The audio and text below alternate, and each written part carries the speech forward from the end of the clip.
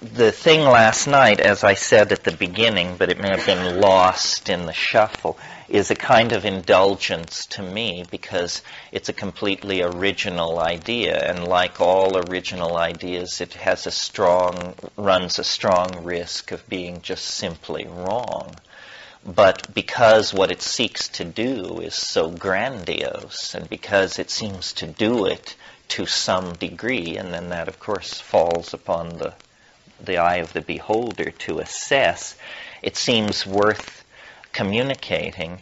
As an example, if you don't choose to believe it or take it to your heart, then as an example, what it can function for you as is a picture of the sorts of ideas that are out there, the kinds of insights that we can draw out. And people, always in these things, we discuss what could be done, what should be done, what can we do other than what we're doing to make that kind of a world come to be, or come closer to be. And my notion is simply art. As I think I told you at some point, the idea is not to confront bad ideas, but to come up with good ideas. Otherwise, your enemies define the game, and you are the loyal opposition. And, how many years have we been the loyal opposition? And hasn't it been an unsatisfying experience? So, I think every single one of us has immense inner resources, and the psychedelics confirm that. And by inner resources, I mean of intelligence and information and beauty. And I think we would be happier people, and this would be a better world if we spent more time bringing that out rather than opposing somebody else's vision of what is happening. The I Ching says at one point, if evil is directly confronted and named, it perfects weapons to defend itself. It says in any direct confrontation with evil, you show it, you reflect too much of it back upon itself, and it learns to defend itself. And the strategy then is one of stealth, I think. And, beginning at least with, I don't know, it's just an art historical game, but let's say the pre-Raphaelites. There have been these waves of aesthetic and social dissent. I mentioned the pataphysics movement in France in the 1890s, Dada and Surrealism, and the abstract expressionists, and the Beats, and the hippies, and the punks. I mean, these different tones, different adumbrations, but always the same message, which is that satisfaction and completion can't be found within the official culture. And, I came up into that. I was born and raised in an incredibly conventional situation by very loving parents in a pleasant environment. And I just couldn't wait to break their hearts and get away to sin and the big cities and all of that.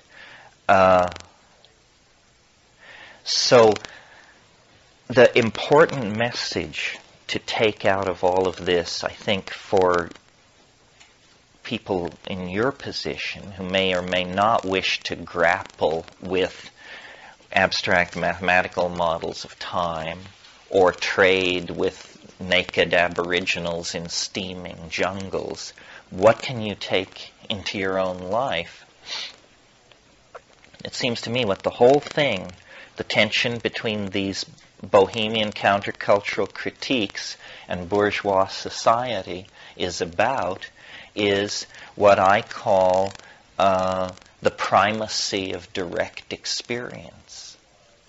You know, if you are inside a Christian world, or a capitalist world, or a Jewish world, or a Republican world, or a democratic world, these are worlds of ideas. These are ideas. And we can live by ideas, but we can't live by ideas alone. It creates megalomania. It creates unbalance. It creates a grotesque parody of what life is supposed to be about.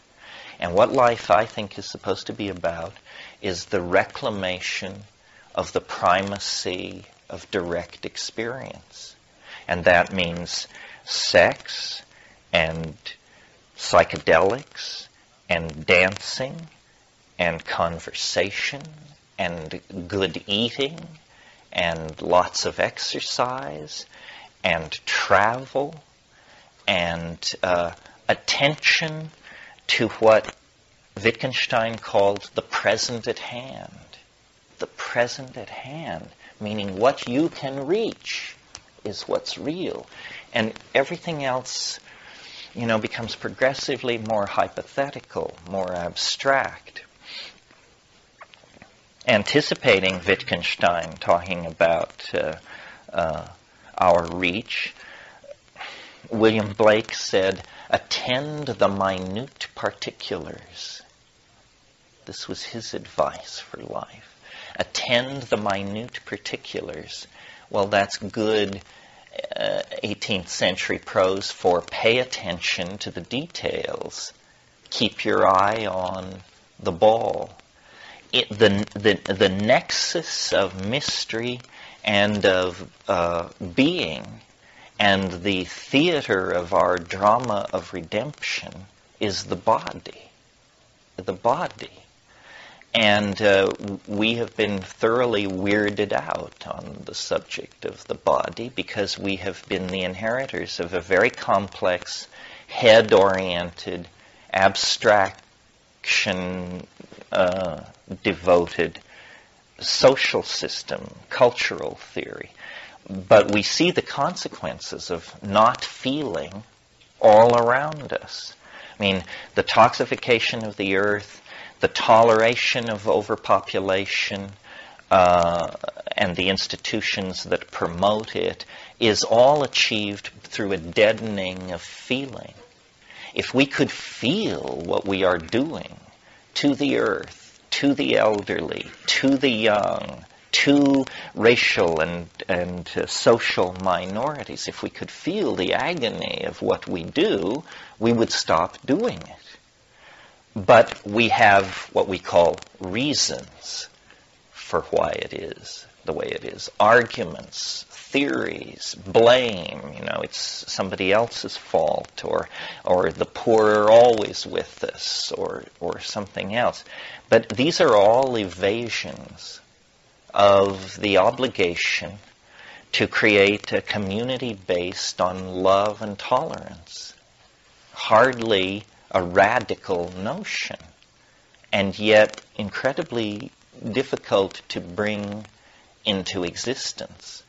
We need to live our lives in the light of the assumption of an open future, not an absolutely free future, but not a determined future, an open future in which acts of human authentication, acts of human authenticity push forward the universal project of the conservation of novelty. You know, Martin Heidegger, the German metaphysician, the way he got it together was he said what life is for is what he called care for the project of being. Care for the project of being. This is what we are called to. Again, Heidegger's phrase. We are called to care for the project of being. And that means an appreciation of the minute particulars, an appreciation and a recognition of difference, an appreciation and a recognition of our position in the cosmos, which is both insignificant and paradoxically grandiose at the same time. You know, Pascal said, man is a reed bent by the wind, but he is a thinking reed. And that's the paradox of our being, our fragileness in nature, and yet the supernatural grandiosity that we sense in the hallways of our souls. And shamanism is not religion, really. At its fundamental level, it's the science of direct experience. Other forms of science may deal with the states of the quanta or the orbits of the Pleiades, but shamanism is the science of direct experience. And its laboratory is the human body and the human nexus in space and time. You know, you're given, on average, 60, 70 years, and on average, 145 pounds of meat. And this is what you're dealt, the meat and the time. And then it's up to you, to sort this out and make of it what you will. And the entropic path, the downward path into blame, unhappiness, self-blocking, so forth and so on, that's always there. You know, you can release yourself into the river of consequences and take no responsibility for who you are.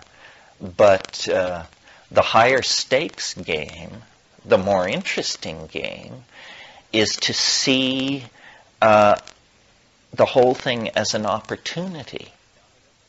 Heidegger, I'm amazed I'm quoting Heidegger so much this morning. Heidegger again, he said, the body is not a thing, nor is it a process, which is surprising because that's considered an advanced view, that it is a process. He said, it is not a thing, nor is it a process. It is a window of opportunity which opens into eternity. It's a window of opportunity. But opportunity implies the non-exercise of itself. An opportunity is something which you must seize. It doesn't press itself upon you. It doesn't force itself upon you. It merely is there if you want to use it. And my approach to life and the whole Megillah is that it's like a puzzle. It's a mystery. It is a koan. And salvation occurs simultaneously through an act of love. That's not news, but here's news. Simultaneously through an act of love and an act of rational apprehension, understanding. Love without understanding is not the full story. Real love requires understanding. Rational apprehension is a kind of penetration of the beloved person, nation, ecosystem, whatever the beloved is. Understanding is the higher dispensation. And these psychedelics, which, you know, in the 60s and 50s were simply called consciousness expanding drugs, good old phenomenological description, if there's an iota of possibility that they expand consciousness, then we must put our attention on this area, because it is the absence of consciousness that is making our situation so very uncomfortable. People going for the fast buck. People elbowing their neighbor and their neighbor's concerns out of the way, trampling over each other. Low consciousness activity is the problem. And as concerned people, as intelligent people, as people of wealth and leisure, and you may think you're scraping bottom, but the lowest among us here is still in the upper 5% of the elites of this planet, because you just don't get here any other way. So upon us devolves a certain responsibility, not only for ourselves, but, the average human being on this planet is a 23-year-old black woman with 2 children. A certain responsibility toward that concrescence of the human experience. So the thing I just want to leave you with is that though this has been very heady and egg-heady, which is how I am, we have talked ideas, but we have not laid out a method or a dogma or a program. There's nothing to sign up for. There's no higher level of initiation if you give me $1,500 or anything like that.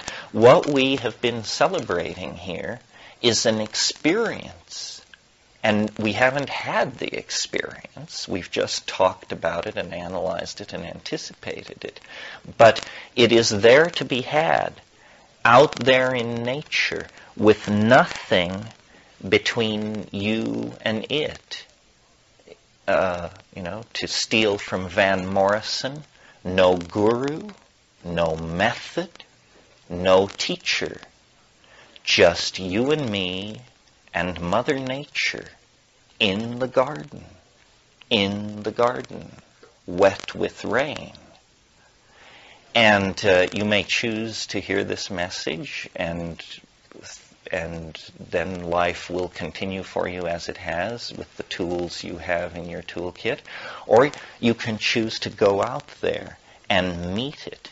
But it's not an easy path, because it's the real path.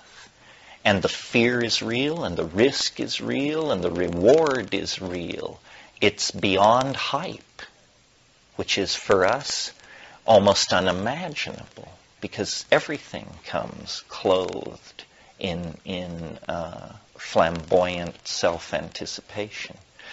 And it's, in a sense, a secret, and yet paradoxically, a secret which can be freely told of, as we've told of it here.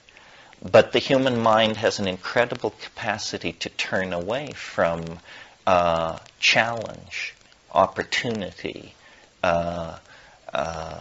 risk.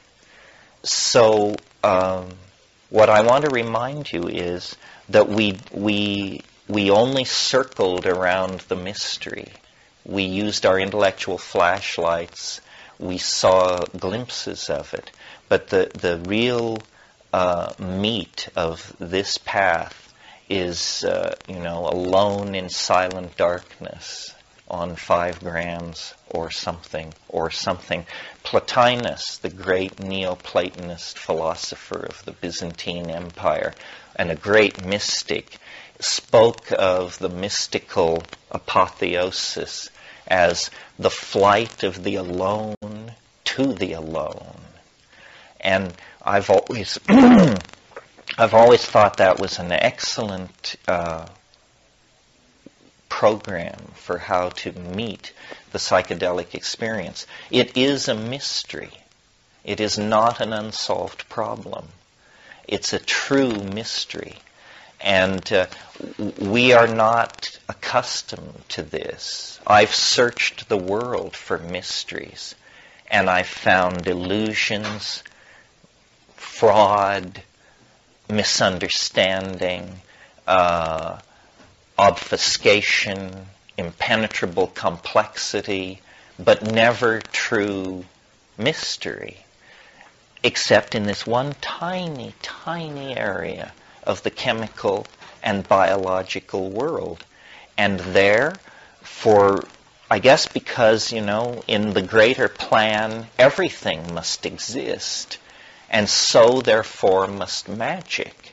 But the doorway to it, the doorway into that world, is a very confined spot in the vast data field of this world. And you could miss it. Although I'm doing my best to make sure that doesn't happen. Where spiritual advancement is discussed, I want psychedelics to be discussed. Where transformative social visions are put forth, I want psychedelics to be part of the agenda.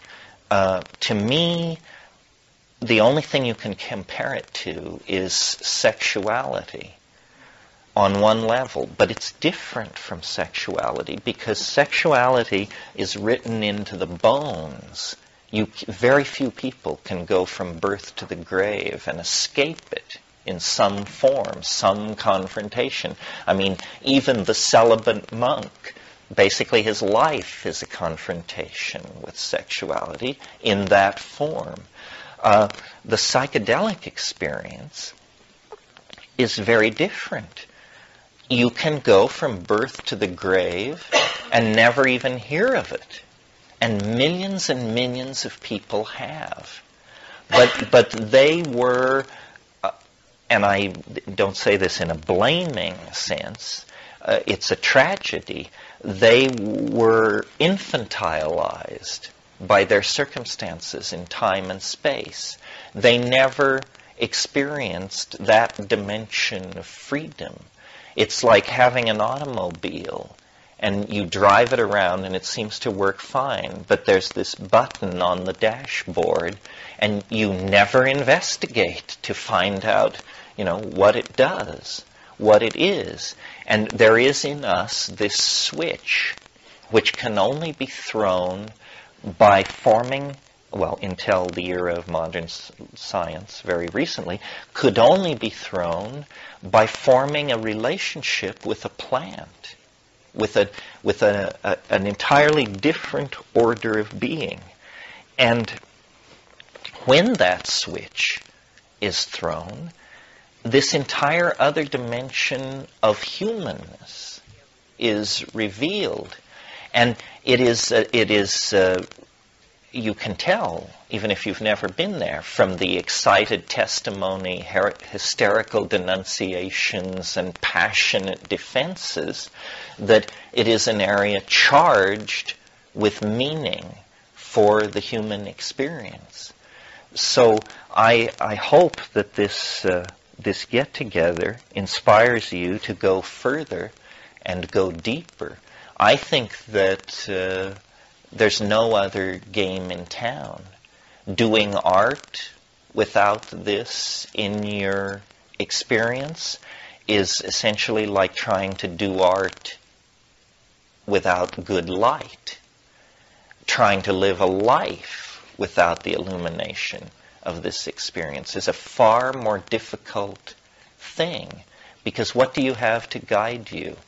The secular faiths, the religious faiths, and the obvious confusion that both have spread in their wake. Sexuality is a path to a kind of authenticity, but it has to be negotiated with another human being in a very careful and subtle dance of energy. This is not like that. This is something where there is a subtle dance of energy, but it's not with another human being. It's with, and then you can either think of it as a mushroom, or God, or the universe itself, or Gaia. It will take all those projections with equal ease. So somehow, each of you from different pasts and with different futures have come through this place where we were all cotangent, for 4 days. And if you are not a psychedelic person, and you, through the fact of having been here, become one, then you will look back on this weekend as a primary turning point in your process of simply growing and growing up. And for those of, if that happens to you, that is the satisfaction of my work. As I say, I don't think of myself as a guru. I think of myself as a doorman. And I'm very happy to see people pass in to the 4-star experience that lies through the fogged and etched glass.